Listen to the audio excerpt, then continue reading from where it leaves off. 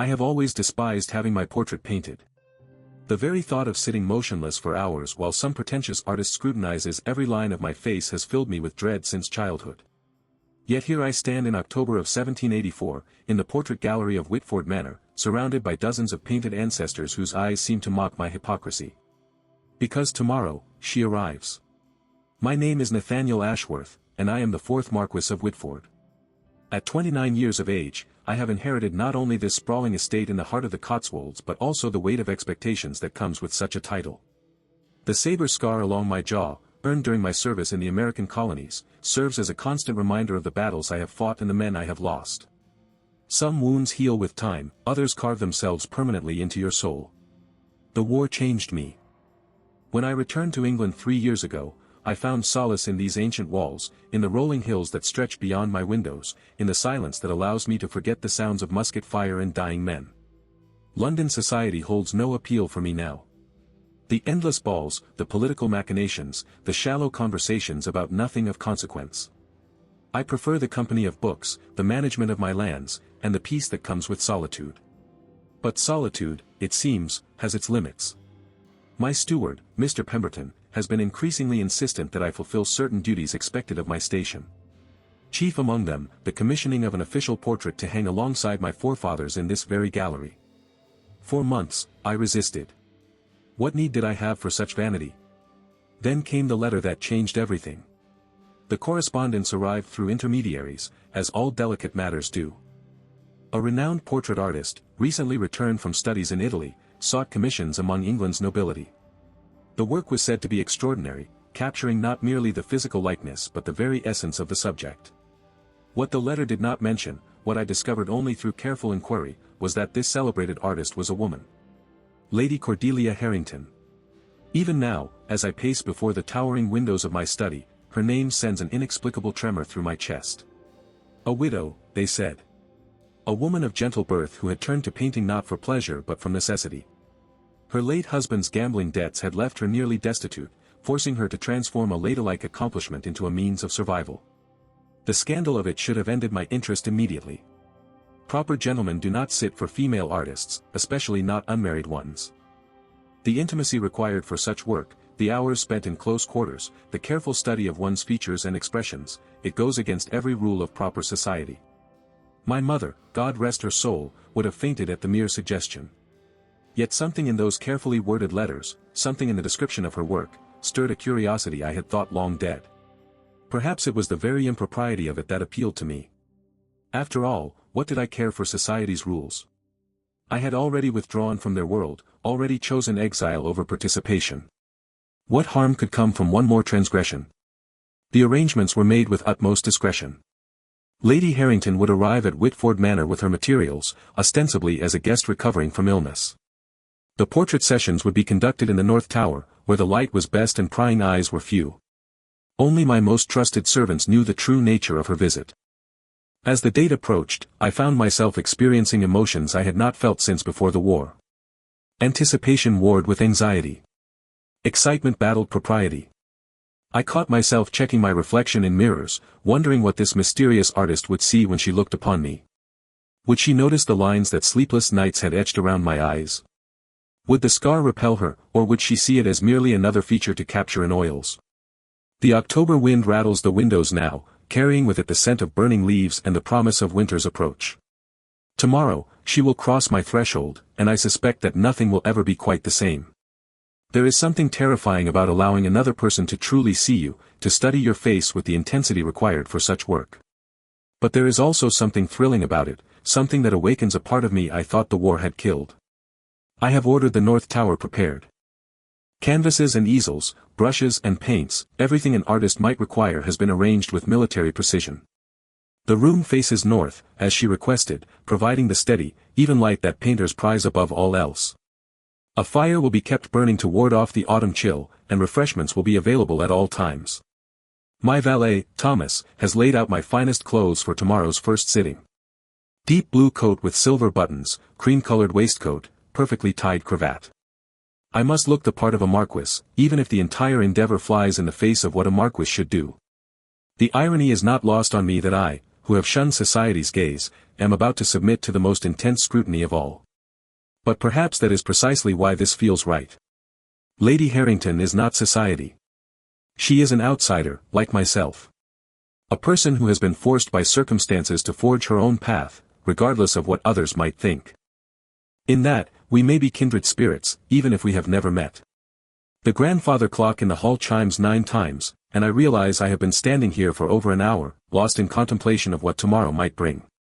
The servants have long since retired, leaving me alone with my thoughts and the painted faces of my ancestors. They stare down at me with expressions of stern disapproval, as if they know what I am planning and find it wanting. Let them disapprove. They lived in their time, bound by their rules and expectations. I live in mine, scarred by war and hardened by loss, free to make my own choices, however unconventional they might be. Tomorrow, Lady Cordelia Harrington will arrive at Whitford Manor, and together we will create something that has never existed before. A portrait painted by a woman, commissioned by a man who cares nothing for society's judgment. The very thought of it makes my lips burn with anticipation. She arrived with the morning mist, just as the sun was beginning to pierce through the grey October clouds. I watched from my study window as the modest carriage wound its way up the long drive to Whitford Manor, my heart beating with an irregularity that annoyed me.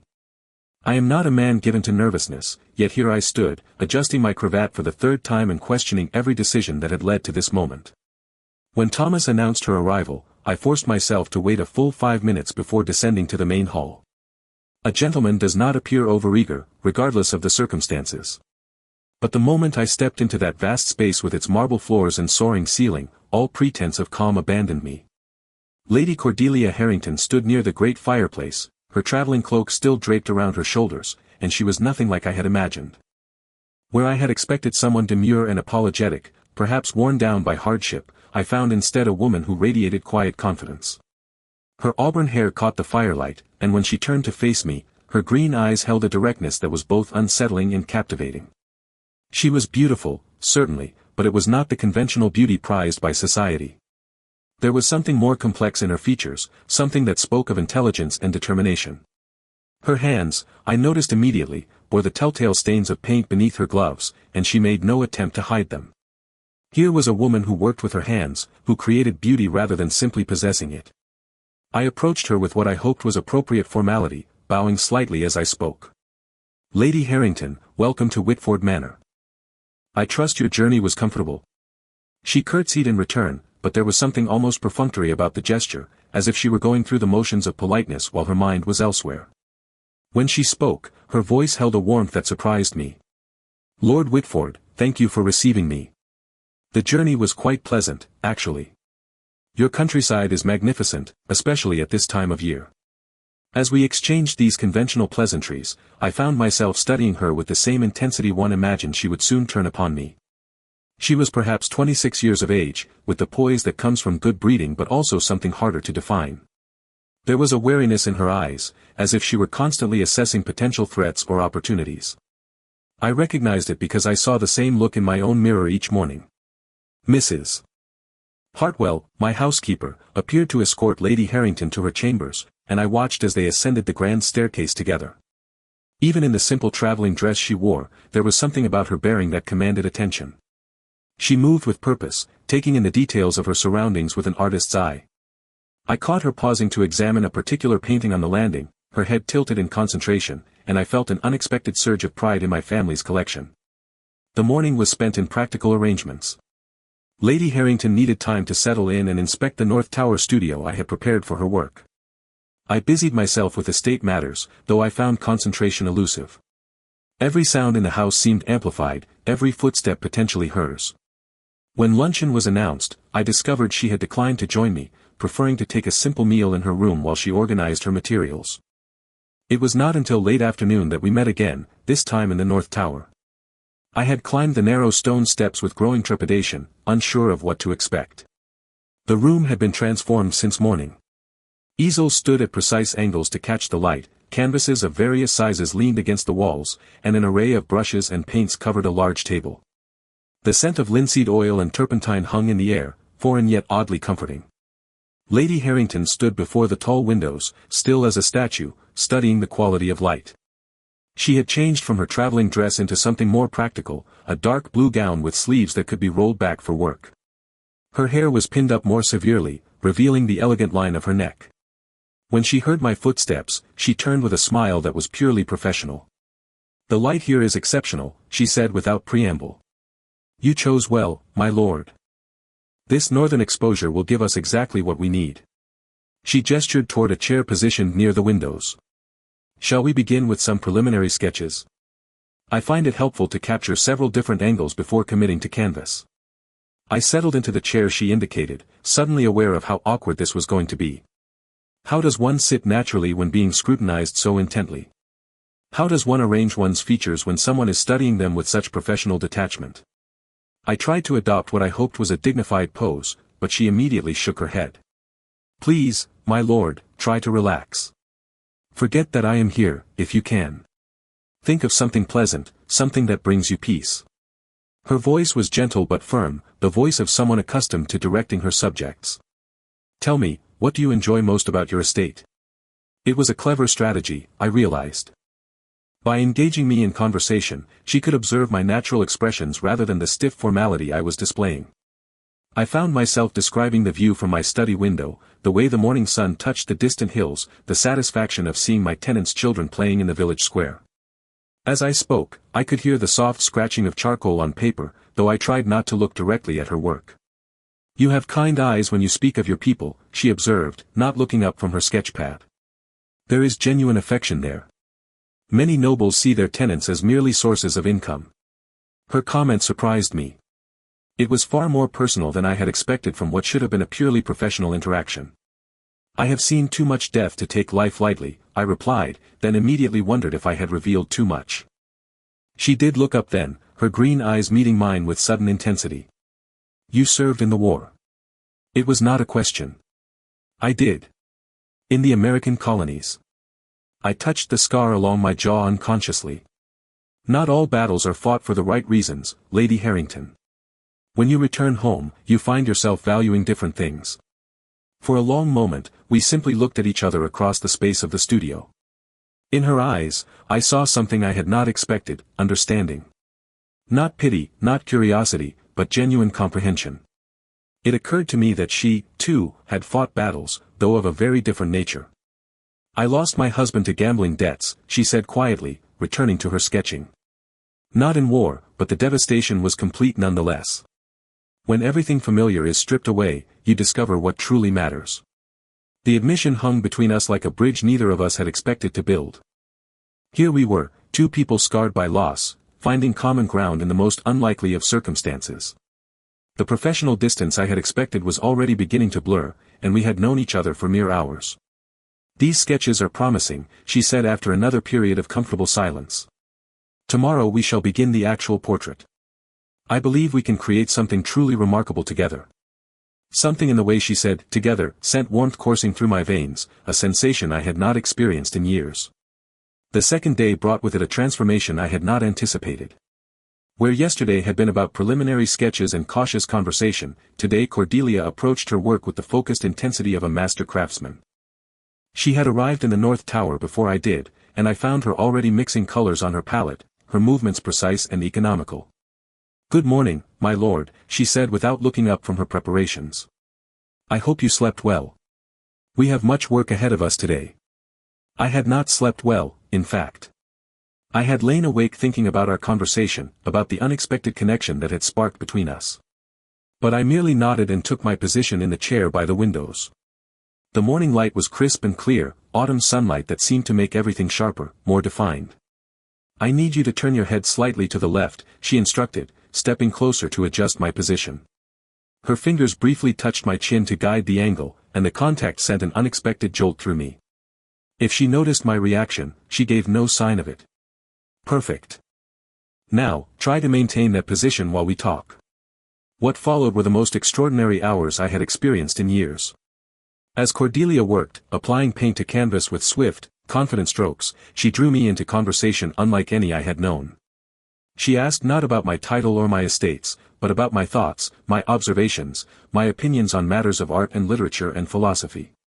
You mentioned yesterday that you question the causes of war, she said, stepping back to evaluate her progress. What do you think drives men to such extremes? I considered the question carefully, watching her study the canvas with critical eyes. Fear, mostly. Fear of change, fear of loss, fear of being seen as weak.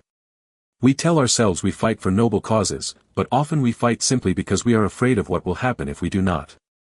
She nodded thoughtfully, adding a touch of darker paint to what I assumed was the rendering of my scar. And yet you chose to serve. What drove you to that decision? Duty, I replied automatically, then paused to consider more deeply. Or perhaps it was my own fear. Fear of disappointing my father, fear of being thought a coward. Looking back, I wonder if I was simply running towards something I thought would prove my worth. And did it? Her question was gentle but probing.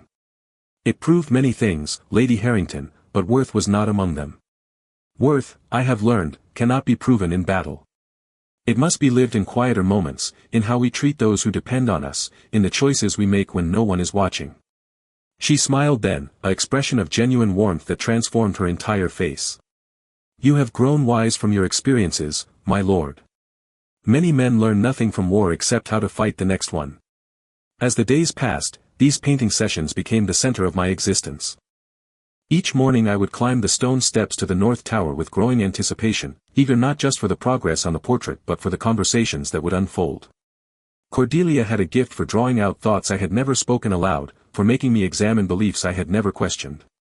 Tell me about your childhood, she said one afternoon as she worked on the background of the painting. What was young Nathaniel Ashworth like before he became the Marquess of Whitford? I found myself describing a boy I had almost forgotten, curious, imaginative, full of questions that exasperated his tutors. I told her about climbing trees to escape lessons, about building elaborate fortifications in the garden, about the day I decided I wanted to be a great explorer like Captain Cook. What happened to that dreamer, she asked, and there was something almost sad in her voice. He grew up, I replied. He learned that duty comes before dreams, that others depend on your choices, that the luxury of imagination is not always available to those who inherit responsibility. She was quiet for a long time after that, focused intently on her work. When she finally spoke, her voice was soft. Perhaps he is not gone entirely. Perhaps he is simply waiting for the right moment to emerge again. It was during the fourth day of painting that I began to notice changes in my own behavior. I found myself taking greater care with my appearance each morning, choosing clothes that might catch her attention.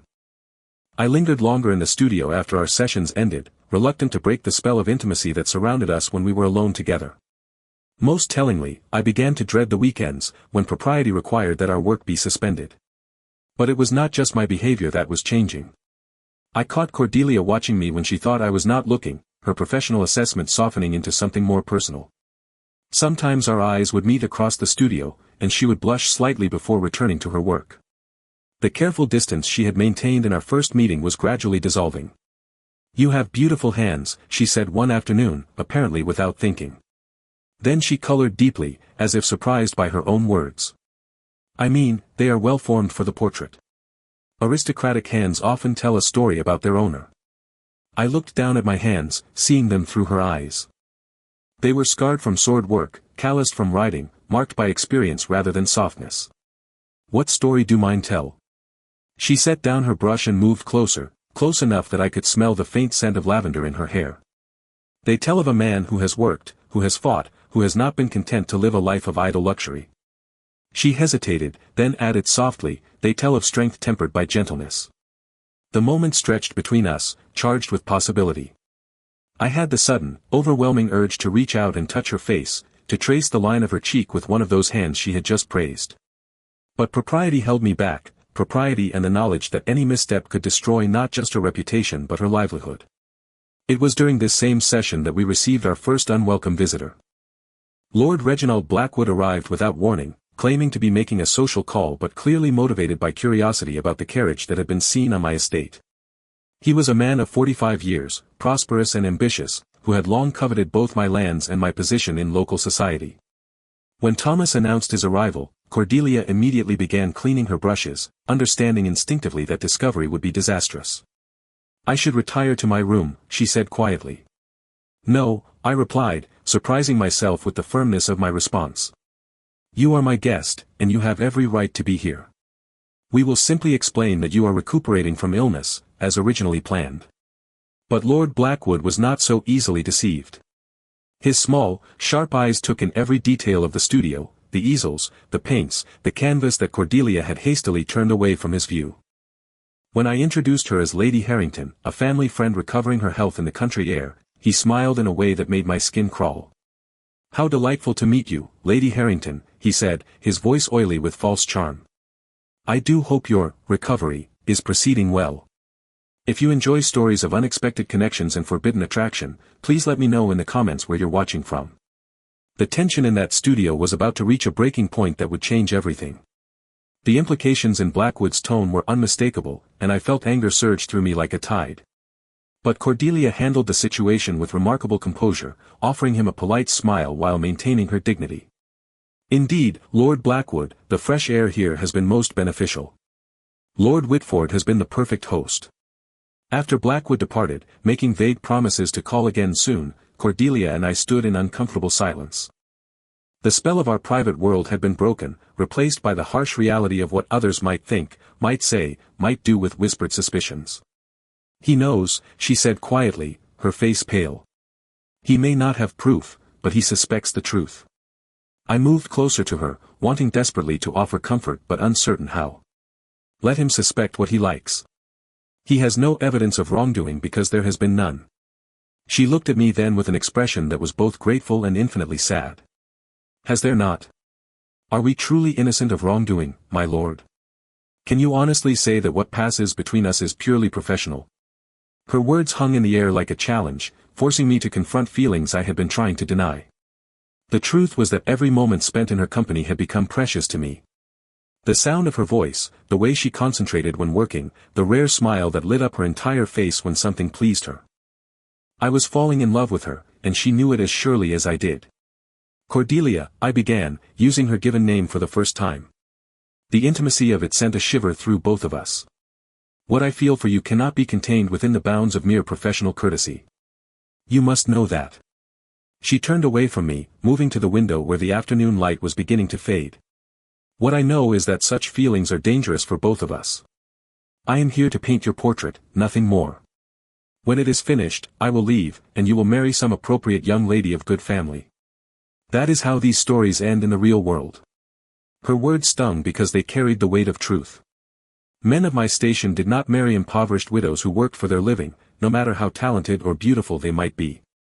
The social order that governed our world had no place for such romantic foolishness.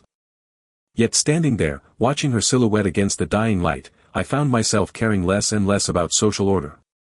"Is that what you want?" I asked. "To finish the portrait and disappear from my life as if these past weeks meant nothing?" She was quiet for so long I thought she would not answer. When she finally spoke, her voice was barely above a whisper. "What I want and what is possible are two very different things, Nathaniel." Hearing my name on her lips was like hearing music after years of silence. I crossed the room in 3 quick strides, stopping just behind her.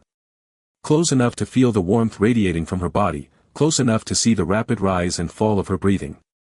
"Tell me what you want," I said softly. "Forget what is possible, forget what is proper. Tell me what your heart desires." She turned slowly to face me, and I saw tears glistening in her green eyes. "My heart desires things that would destroy us both." The honesty in her words broke down the last of my restraint. I reached out and cupped her face gently in my hands, my thumbs brushing away the tears that had begun to fall. "Then let us be destroyed together rather than live safely apart." For a moment, I thought she would pull away, would remind me of all the reasons why this was impossible.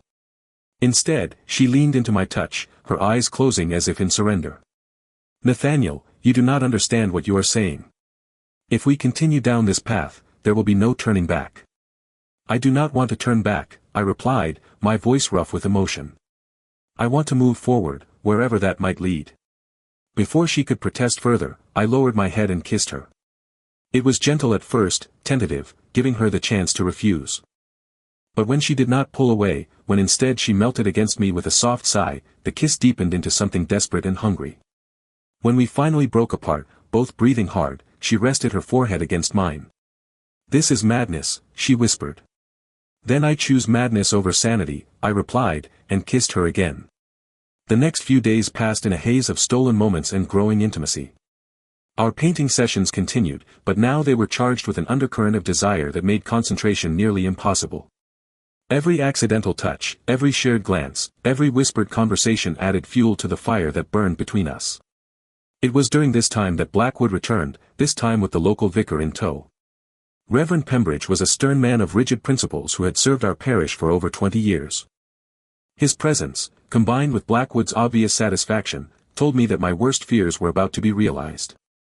"Lord Whitford," the vicar began without preamble, "I have been informed of certain irregularities occurring within your household. As your spiritual advisor, I feel compelled to address these concerns directly." We were sitting in my study, the three of us arranged like judges at a trial. Blackwood had positioned himself near the window, clearly enjoying the drama he had orchestrated. I forced myself to remain calm, though every instinct screamed at me to throw them both from my house. "I am not aware of any irregularities, Reverend," I replied carefully. "Perhaps you could be more specific about these concerns." Pembridge leaned forward, his pale eyes boring into mine. "It has come to my attention that you have been entertaining a young woman in your home, unchaperoned, for an extended period. Such behavior is not only improper but scandalous." "Lady Harrington is a guest in my home, recovering from illness," I said, repeating the explanation we had agreed upon. "She is a widow of good family, and her presence here is entirely appropriate." Blackwood chose that moment to interject, his voice dripping with false concern. "Come now, Whitford, we are all men of the world here. Surely you do not expect us to believe that this woman has been residing under your roof for purely charitable reasons? Especially given her profession." The way he said the word profession made it sound like something sordid, something shameful. I felt my temper beginning to slip its carefully maintained leash. "Lady Harrington's profession is that of an artist, Lord Blackwood. A highly skilled and respected artist whose work would be welcomed in any civilized household. An unmarried woman painting portraits of men?" Pembridge's voice rose in outrage. "Such intimate work between unmarried persons is inherently improper, my lord. The very nature of such an arrangement invites sin and scandal." I stood abruptly, unable to remain seated while they maligned Cordelia's character and my own. "I will not sit here and listen to such accusations. Lady Harrington is a woman of impeccable virtue, and I will not have her reputation besmirched by gossip and innuendo." Blackwood smiled then, an expression of pure malice. "Your defense of the lady is admirable, Whitford, but it only confirms what many already suspect. If you wish to avoid further scandal, I suggest you end this inappropriate arrangement immediately." The threat was clear, though not explicitly stated. Submit to their demands, or face the social and economic consequences that would surely follow. In that moment, staring at these two men who represented everything I had come to despise about society's hypocrisies, I made a decision that would change the course of my life forever. If this story has captured your attention, please consider subscribing to hear how this impossible love story unfolds. "Gentlemen," I said, my voice deadly calm, "I believe this conversation has reached its conclusion. I will not be dictated to in my own home by anyone, regardless of their position or intentions." Pembridge's face flushed red with indignation. "Lord Whitford, you cannot simply dismiss the moral concerns of your community. Your actions reflect not only upon yourself but upon all who look to you for leadership." "Then let me lead by example," I replied, moving toward the door. "Let me show them what it means to choose honor over hypocrisy, love over convention, and courage over cowardice." After they departed, making dark promises about the consequences of my defiance, I found Cordelia in the North Tower, packing her art supplies with trembling hands.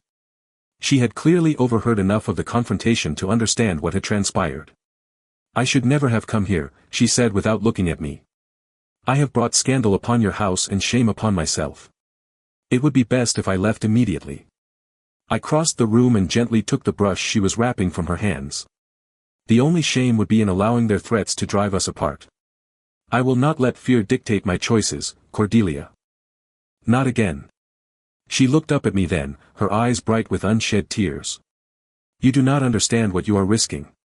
Your position, your wealth, your standing in society, all of it could be lost for the sake of a woman who has nothing to offer in return." "You have everything to offer," I replied, pulling her into my arms. "Your talent, your intelligence, your strength, your heart. These are worth more than all the gold in England, more than any title or position society might bestow. That night, as November wind howled around the manor, we made our choice. In the flickering light of the tower studio, surrounded by the tools of her trade and the half-finished portrait that had brought us together, I asked Cordelia to be my wife. Her acceptance came not with words but with a kiss that held all the passion and promise of our impossible love. We knew the challenges that lay ahead, knew that society would turn against us, knew that our path would be difficult. But we also knew that some things are worth fighting for, worth sacrificing for, worth risking everything to possess. The weeks that followed tested our resolve in ways I had not anticipated. Blackwood made good on his threats, spreading rumors throughout the county about our improper relationship. Several of my business associates distanced themselves, and invitations to social events mysteriously ceased arriving. Some of my tenants looked at me with new uncertainty, their faith in my judgment shaken by the gossip that followed in Blackwood's wake. But it was during this dark period that I discovered something unexpected. In my desk drawer, while searching for legal documents related to my estates, I found a cache of letters that would change everything. They were correspondence between Blackwood and various creditors, detailing his mounting debts and increasingly desperate schemes to acquire additional income. More damaging still were letters revealing his embezzlement from local charitable funds, money intended for widows and orphans that had instead found its way into his own coffers. The very man who had appointed himself guardian of public morality was nothing more than a common thief, stealing from those who could least afford the loss. Armed with this evidence, I made my own strategic move. Rather than confronting Blackwood privately, I chose a more public venue, the annual Harvest Festival, where the entire community would gather to celebrate the year's bounty. It was there, standing before assembled farmers, merchants, and nobility, that I revealed both my intentions and Blackwood's crimes. My friends and neighbors, I began, holding Cordelia's hand as she stood beside me, radiant in a gown of deep emerald silk, I have asked you here today not only to celebrate our harvest but to share with you news of great personal joy. Lady Cordelia Harrington has consented to become my wife. The crowd's reaction was mixed, some gasps of surprise, some murmurs of approval, some expressions of shock. But before the whispers could gain momentum, I continued with my revelation about Blackwood's thievery, presenting the evidence for all to see. The transformation in the crowd's attitude was remarkable. Faced with proof of real wrongdoing, their moral outrage shifted away from our unconventional romance toward the genuine villain in their midst. Blackwood, confronted with undeniable evidence of his crimes, had no choice but to flee the county in disgrace, his threats and influence evaporating like morning mist. Our wedding took place 3 weeks later in the chapel at Whitford Manor. It was a ceremony that defied convention in every possible way. Cordelia wore not white but a gown of midnight blue silk that complemented her auburn hair perfectly. She carried a bouquet not of traditional flowers but of autumn leaves and late-blooming roses from the manor gardens. The guests were an eclectic mix that would have horrified London society. Tenant farmers sat beside minor nobility, local merchants mingled with visiting artists from London who had come to celebrate one of their own. The vicar who performed the ceremony was not Pembridge, who had refused his services, but a younger clergyman from the next county who believed that love sanctified by commitment was blessed regardless of social convention. As I watched Cordelia walk toward me down the aisle of that ancient chapel, her eyes bright with joy and determination, I felt a completeness I had never known possible.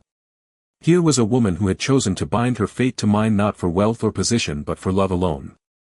Here was a partner who understood that true nobility lay not in inherited titles but in how one chose to live one's life. The portrait she had painted of me, completed just days before our wedding, now hangs in the place of honor in my study. It captures not just my physical appearance but something deeper, something that only someone who truly knew me could have seen. In her rendering, I see the man I became through her eyes, stronger, kinder, more complete than I had ever been alone. Our life together has been everything I dared hope and more. Cordelia has established a school for young women interested in art, teaching them not just technique but the independence that comes with professional skill. Her students come from all levels of society, and her reputation as both artist and teacher has spread far beyond our county. As for myself, I have discovered that love requires its own kind of courage, different from but no less demanding than what I learned in war. It requires the willingness to be vulnerable, to admit when you are wrong, to put another person's happiness before your own pride. These are lessons I continue to learn every day. Standing now in our shared studio, watching Cordelia work on a commission from a London patron, I am reminded of that first day when she arrived with the morning mist. I had expected a simple business transaction and found instead the great love of my life. Sometimes the most profound changes begin with the smallest steps, with a single decision to open your door to possibility. The brushes and canvases that brought us together remain tools of her trade, but they have become symbols of something larger: the courage to create beauty in a world that often prefers conformity, the strength to follow your heart despite opposition, and the wisdom to recognize that true love is worth any sacrifice. If this story has touched your heart, please subscribe to our channel for more tales of love triumphing over adversity. After all, in a world that often seems determined to divide us, stories of connection and courage are more precious than gold.